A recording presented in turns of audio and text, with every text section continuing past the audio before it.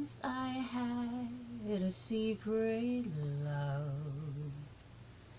who lived within the heart of me. All too soon, my secret love became impatient to be free.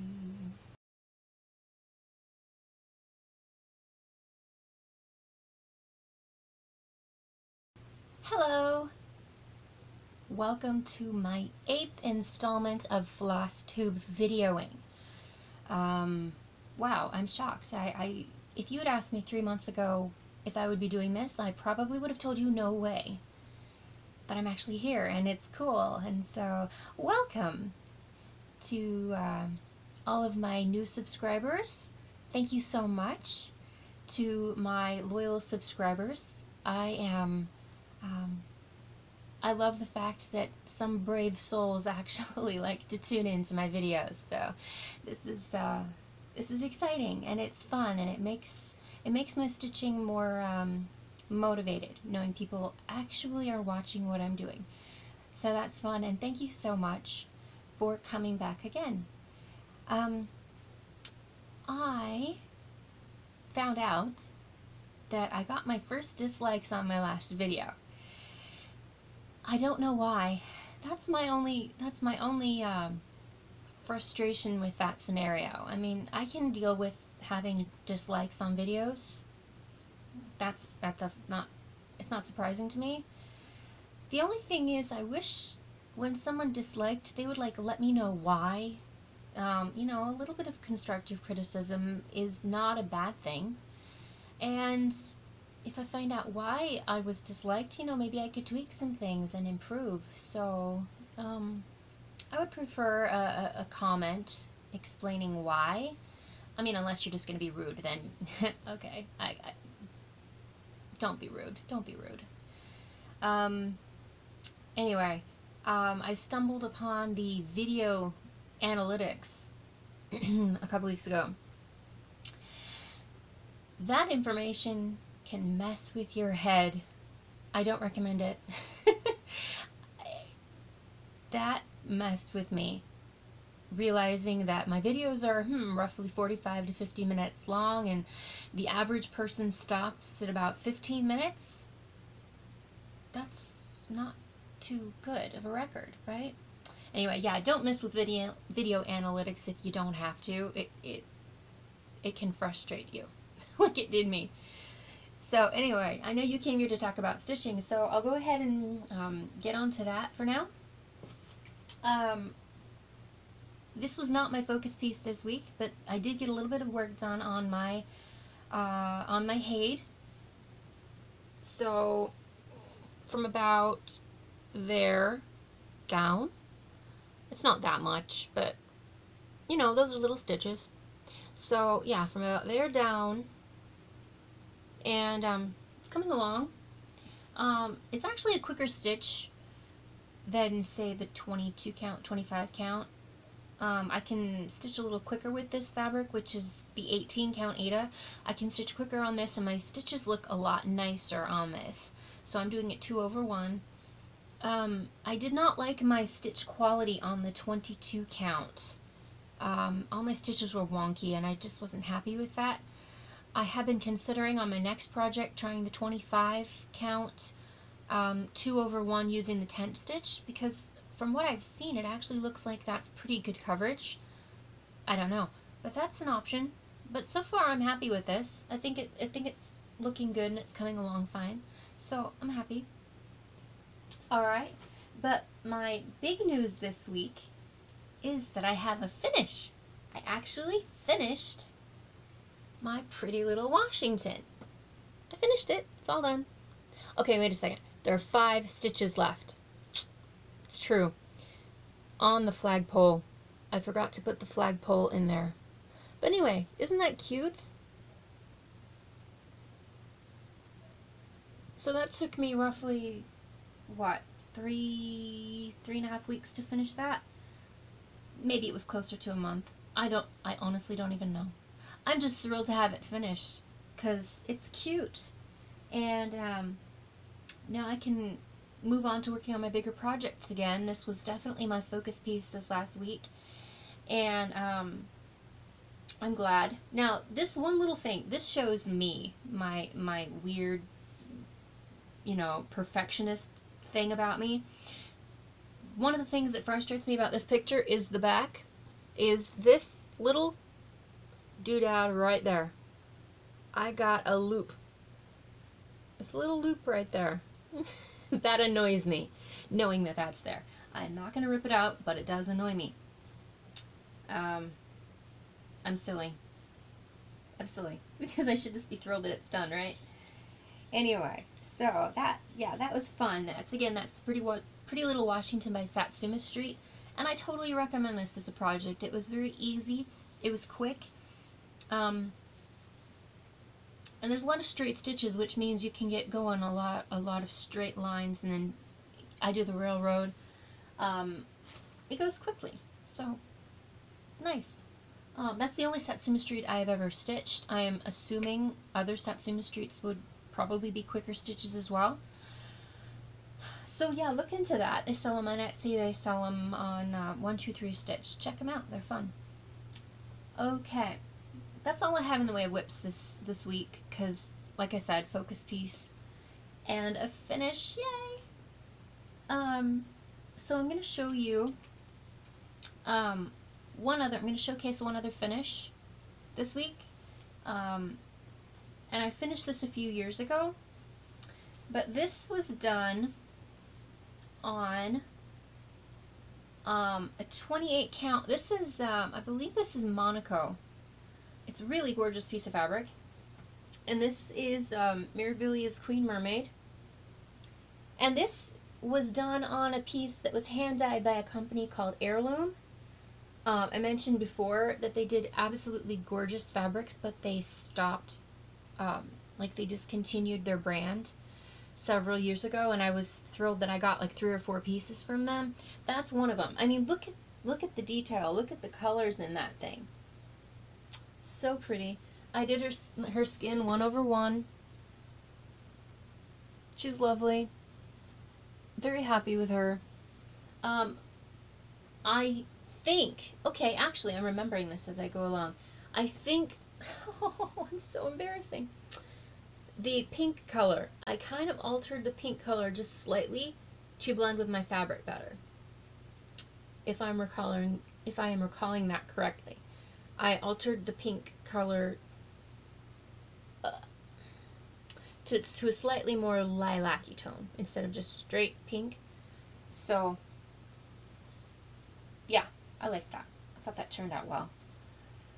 And I'm going to show you a little bit from my stash, just a couple things from my stash. You will notice this is probably going to be a quicker video because I'm not showing you quite as many things per category this time. I'm going to try to go quicker because honestly it's getting late in the day and my light is fading. You can literally see my light is fading. I'm upset about that. This last week has been totally crazy, by the way. I kept thinking I'm going to do a video today. Couldn't do it. So I'm a week late with my video, and now the day I finally do get it going, it's like 7 o'clock at night and my light is almost gone. So it's not gone as planned this whole week. Hopefully next week will be better.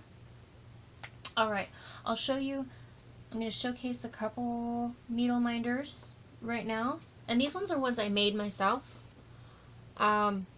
Here's a coffee cup, or it could be cocoa. I don't know, coffee cup, cocoa. I love the purple mug. I love the steam coming up out of it. Here is a little cameo, sparkly cameo. And then here is a fairy made of wood. So those are 3 that I made myself.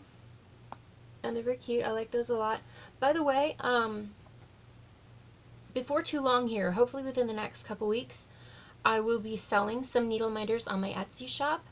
I do not have them up for sale yet, but perhaps next video I will have an update for you on that. because I'm going to be selling some needle minders.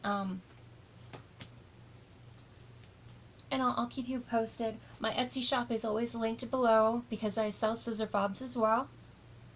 I hope I just said that right because I totally spaced. My Etsy shop link is down below. If I said that twice, I'm sorry. I don't know why I spaced. But yeah, check that out. Okay, I'm going to show you 2 pieces of fabric from my stash. These ones I got several years ago and still have not used them. I know, what's my problem, right? I've got some beautiful fabrics. This is a sugar maple and this is a 28 count Lugana fat quarter. I don't know what it's called, but it's a beautiful piece of fabric and it's got silver shimmer in it. And let me see if I can get up closer on that because it's a turquoise and it's got loads of silver sparkles in it. I think it's like a shimmering pond or something. I think that's what it was called. But for some reason on my piece, I didn't get a name label on it. I just got that.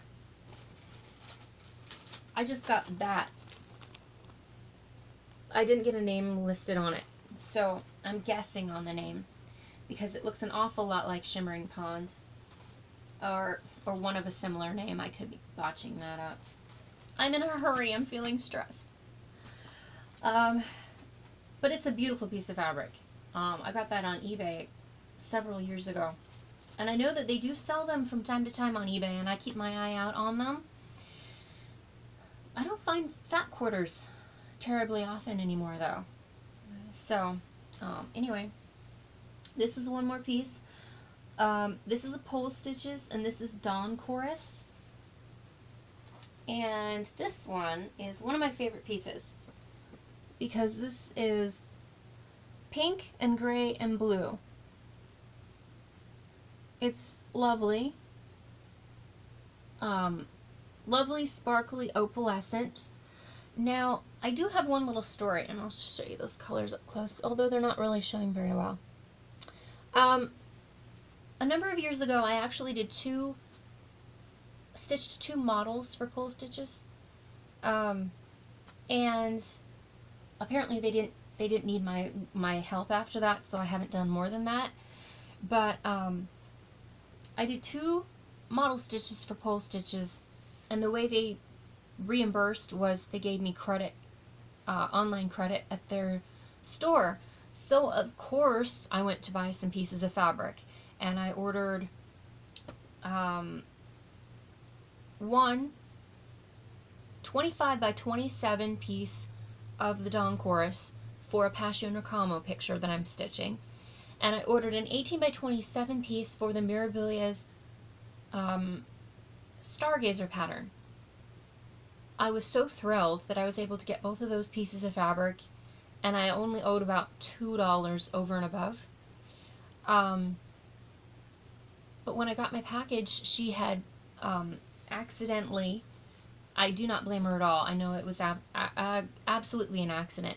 She had shipped me the larger piece of the Hurricane and the smaller piece of the Dawn Chorus so that I could not stitch the Passion Ricamo and the Dawn Chorus.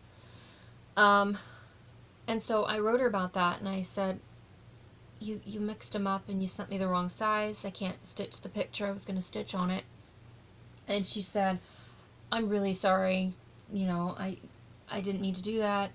And she went and sent me another piece of the 25 by 27 of the Dawn Chorus, which I was shocked that she did that. I was just letting her know. But she sent me that and another piece of that. So this was a bonus piece of fabric, and it's one of my favorites. So that surprised and delighted me. I would love to do some more model stitching, but I think she probably has her queue full of stitchers right now, and so I don't think I'm needed at this point. Let me see what else I was going to show you. Alright, now this is going to be a new insert. Every week I'm going to do like a recommendation, because I think this is kind of a neat way of expanding our what we watch and what we are entertained by. So anyway, I was going to recommend this book. It's called Surprised by Love by Julie Lessman. This was a really fun book. It was a delightful book. It is a romance fiction, and it's a really sweet story. My favorite romances are usually ones that center around friends who either grew up as friends and then it turns into love, or that kind of a scenario. It's like a friendship blossoming into romance. I think those are very sweet, and my favorite books seem to be along that line. But this is a really sweet book. And then I wanted to also recommend in the way of movies for this week. It's an oldie, but it's a goodie on Netflix. How to Steal a Million. And that's an Audrey Hepburn, Peter O'Toole movie. I love the classics. I was going to recommend a different movie this week, but I got back on Netflix and found that they have just removed it from their playlist. So, How to Steal a Million. It's a funny movie. I enjoy that one a lot. Kind of got some suspense in there and some romance. So yeah, I recommend that one. And by the way, I just wanted to do a little disclaimer. I know there are a lot of FlossTubers out there who, I don't know, I guess they get a kick out of other people doing videos who they'll blurt out, you know, the F-bomb or something like that. I just want you guys to know that on my channel there will be no cussing. There won't be any inappropriate topics brought up. I want to keep my channel family friendly. I don't want any parental advisories on the front of my videos. I just want you guys to know that. So if you're looking forward to or hoping for some spicy language or some cussing perhaps, I just want you to know you need to get your hopes down right now, because that's not what I'm about. I wanted to do a couple of shout outs. First off, I wanted to do a shout out to a new fellow stitcher, Happy Coffee. If you've not checked out her page, go check her out. She is she loves Brooks Books designs, and she has stitched some lovely, lovely things. So many of them I want to stitch myself, so I'm watching her for some inspiration. Just go check her out. I will link her page below. Very fun to see the different things that different countries have. She's in Korea, I believe. I'm not sure exactly where, but it's just interesting to see the different way things are in other countries, and I found her videos to be very, I don't know, very interesting. I just enjoyed them for some for some reason. And by the way, her name is Angel, and Angel, I cannot wait to see your work on Belle. I am so looking forward to that. So go fire up your needle and get going on that so I can see her in action. That would be great. My other shout out is to, of course, who doesn't know Yvonne the Night Owl Stitcher? Yvonne, you are a hoot. You truly are. You are such a charming Southern lady, and I love coming to your table every week. By the way, this week I am providing the donuts. Alright? They're gluten-free donuts. So feel free to reach on through and grab one. And I've got some coffee too, but I'll leave that down. So anyway, you are delightful to watch. You're charming.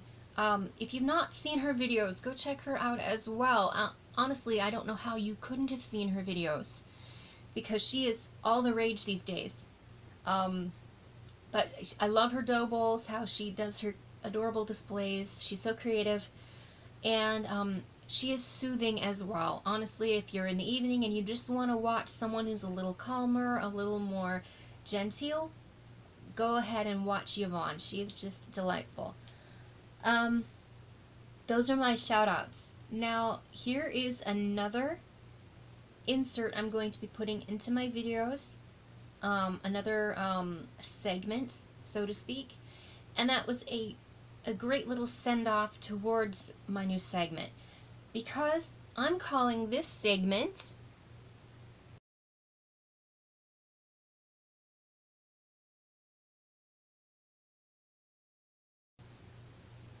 the gluten-free corner.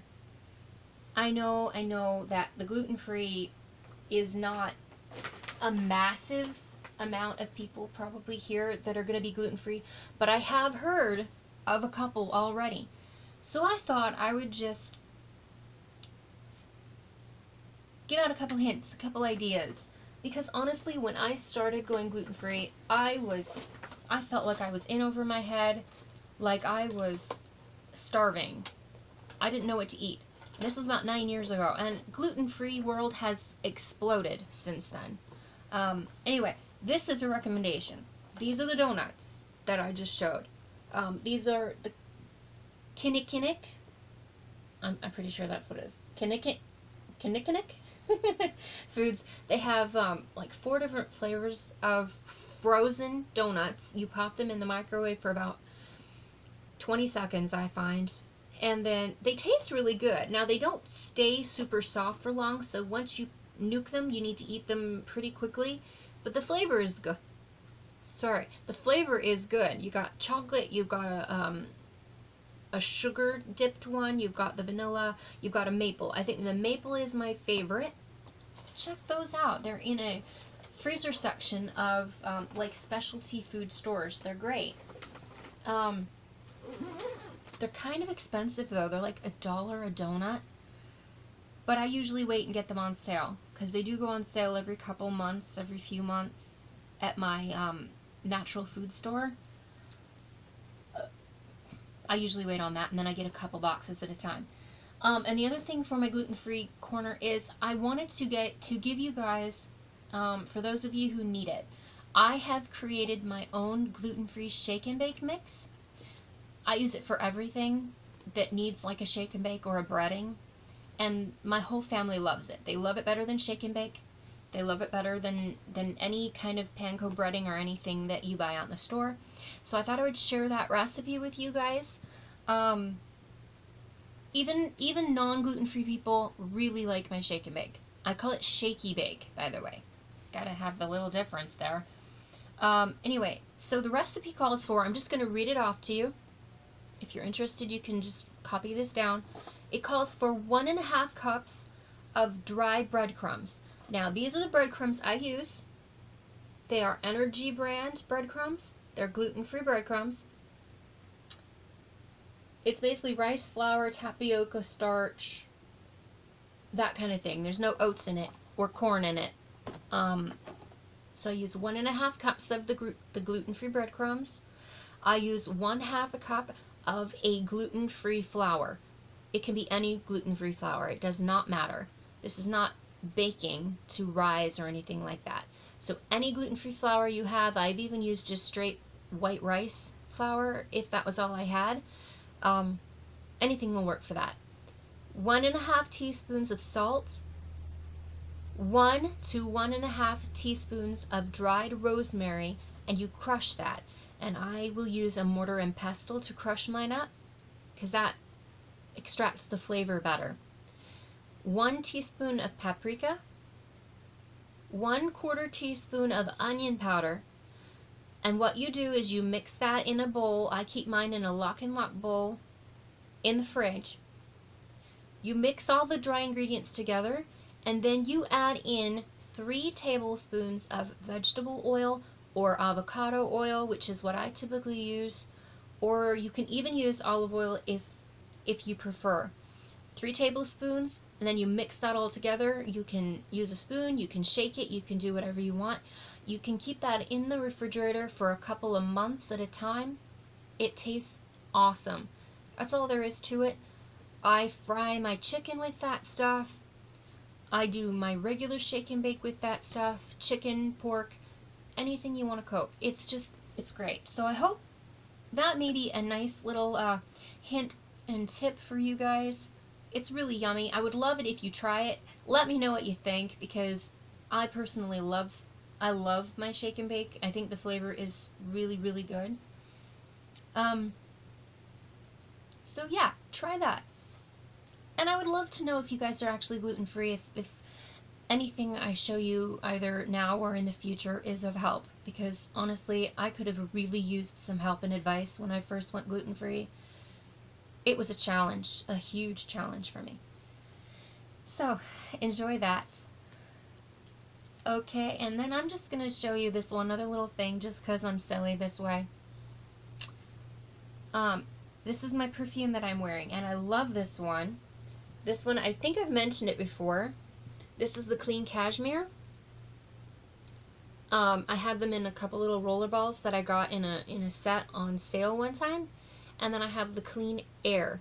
I had mentioned I had either Rain or Sky before. It was actually Air.